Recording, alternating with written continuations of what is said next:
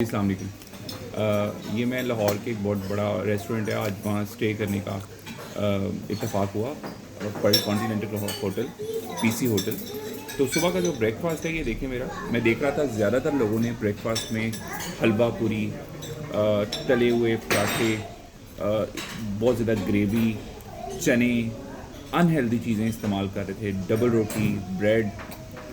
ये देखिए मैं आपसे नाश्ता शेयर करना चाहता हूँ। सेहत से कीमती कुछ नहीं है। 2 अंडे हैं, 2 खजूरें हैं, थोड़ा सा मटन का कीमा है, लोबिया है, ये डिफरेंट वेजिटेबल्स हैं, गोभी है, गाजर है, ये थोड़ा सा पनीर का टुकड़ा है, ये सारी चीज़ें, ये योगर्ट है, दही है, और इसी तरह ये दही की लस्सी है।